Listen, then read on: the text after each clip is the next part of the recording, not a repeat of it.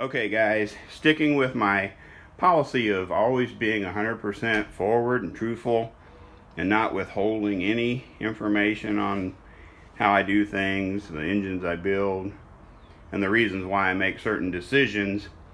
I wanted to kind of go over this with you guys so that you knew exactly what went into my decision-making process.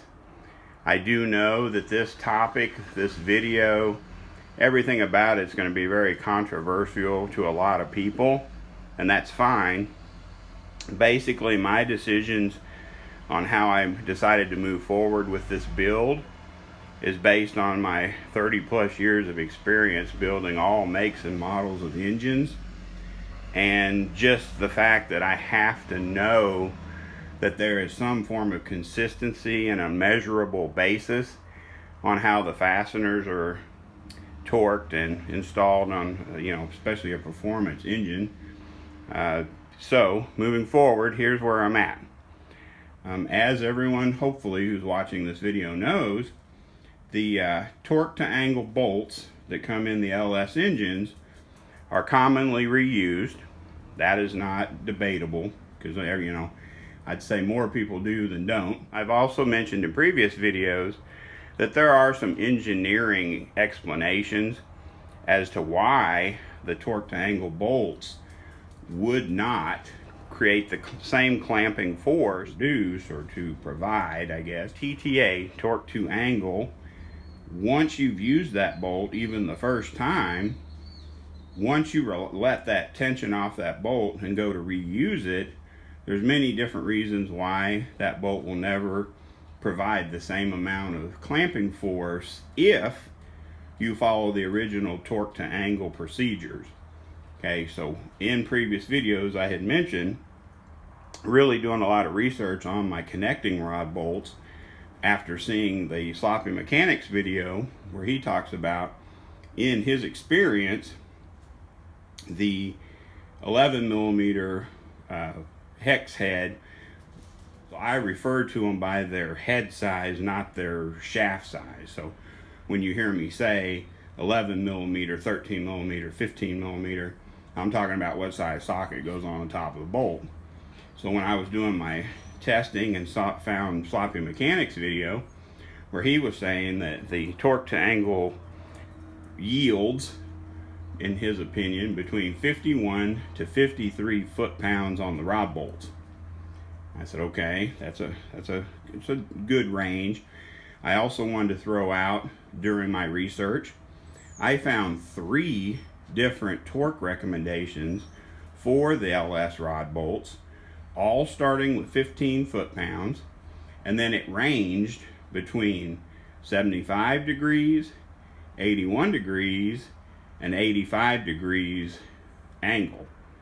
Okay, so that alone is weird, that there's so many different sources out there offering their recommendation on these torque to angle bolts. So I'm like, okay, that's kind of weird, but moving on.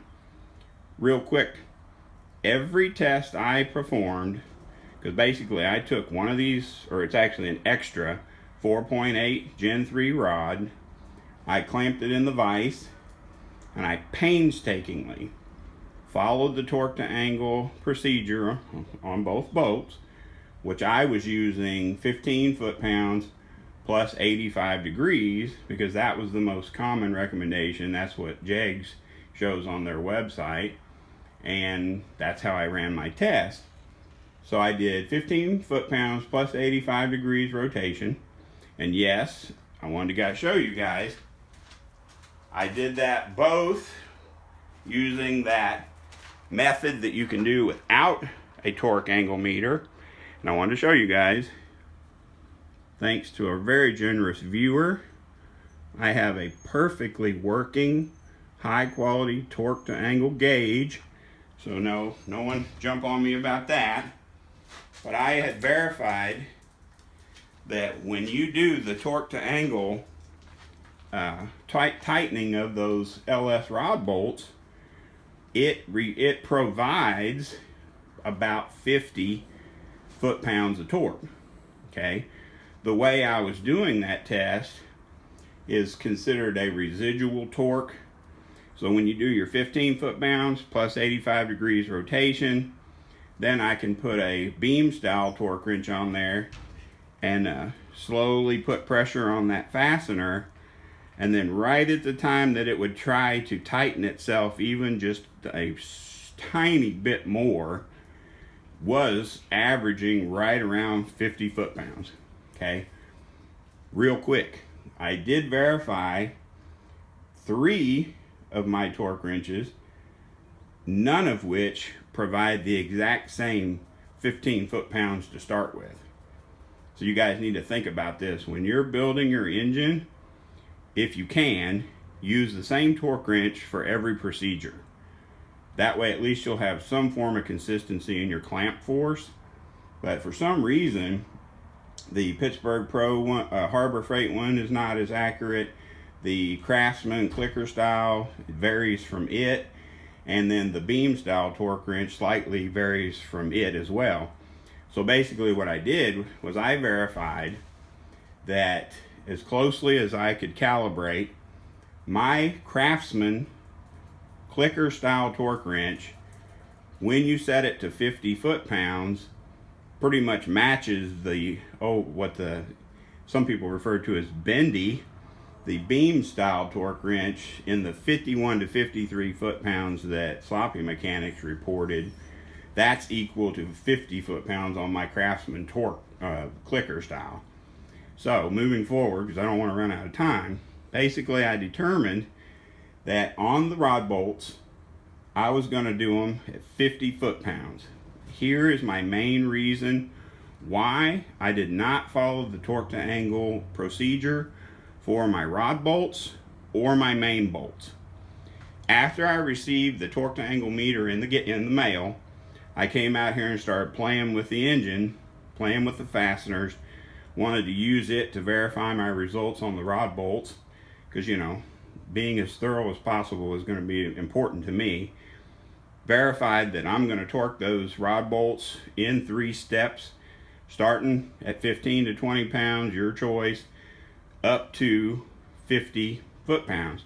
Now, I highly encourage you to verify your torque wrench accuracy and not exceed the 51 to 53 that Matt Happel shows in his video, because he has a really high quality electronic torque converter that I'm going to have to think is quite a bit more accurate than my old school style. So 50, I'm using 50 foot-pounds up to 50 in three increments on my rod bolts. In my testing process, I came out and I decided I'm going to try to do all the main bolts using the torque angle gauge and torque to angle method. Here's what scares me.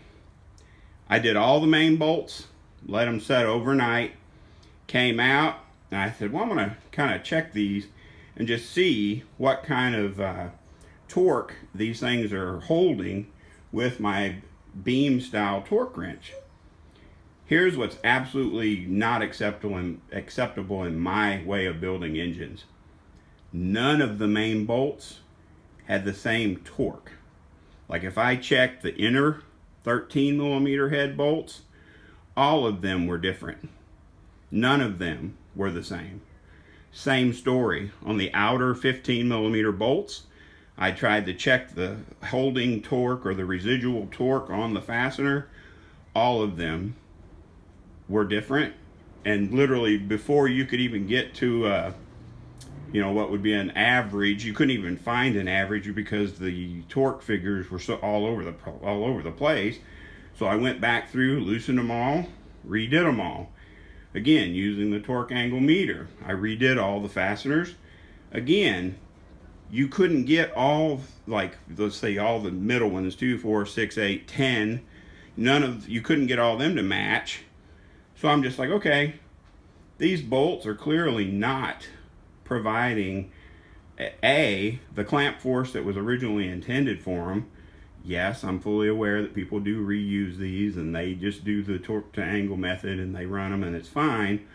I can't run engines like that. I'm not going to be able to deal with that stress.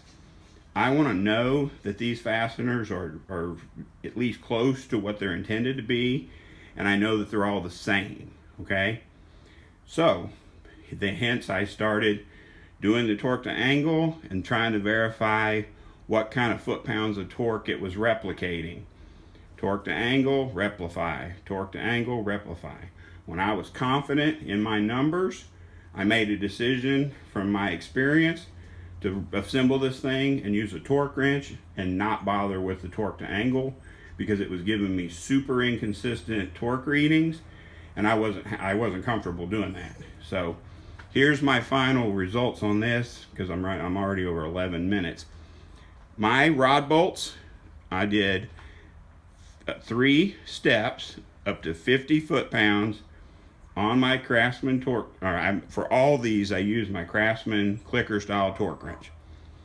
The inner 13mm bolts are torqued to 65 foot-pounds, again brought up to the max 65 in 3 stages. The outer 15mm bolts are only torqued to 55 foot-pounds, again brought up to the maximum torque in 3 fairly equal segments or increments to get there. I did have to run through the main bolts, I think 3 or 4 just final click passes after letting those bolts rest. None of them felt spongy, none of them felt overly stretched, so I'm not concerned with that. But they did have a tendency to somewhat relax. Now keep in mind, these figures I'm giving you, I am not using ARP or any kind of Moly Lube under the heads of the bolts or the washer, flat surfaces. That will drastically reduce the amount of torque to get the same clamp force. So just make sure you make a note of that. No Moly Lube of any kind, only regular lightly oiled threads. So there's literally just 5W30 oil on the threads and under the bolt heads to do this torque procedure. This crankshaft is torqued only with a torque wrench.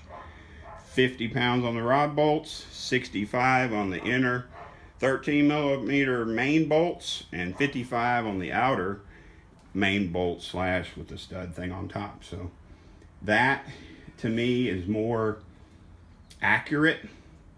I had some pretty interesting conversations with a couple of mechanics at a diesel shop here in Kansas City, because I was telling them what I found with these inconsistencies using that torque to angle procedure on used bolts.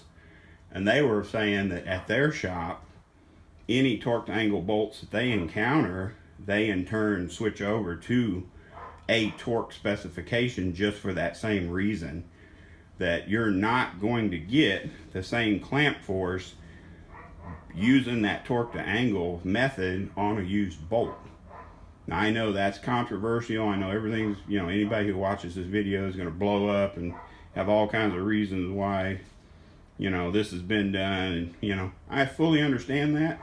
I'm building this engine the way I feel comfortable building it. And to me, knowing for sure that fastener is at least in the ballpark of where it needs to be, and they're all the same, not having big variances between them, to me that's more important. I mean, maybe I'm a fool, maybe my experience is, not worth anything to other people, but I have to know it's right. Hopefully, if somebody out there can verify that they've had similar results, as you know, I will update everything on this channel to show you that this does work. And if it does, hey, give me a problem or doesn't work the way it should, then I'll tell you that too. So appreciate you guys watching. Please like, subscribe, and share. I'd like to get as much feedback on this video as possible. Thanks, guys.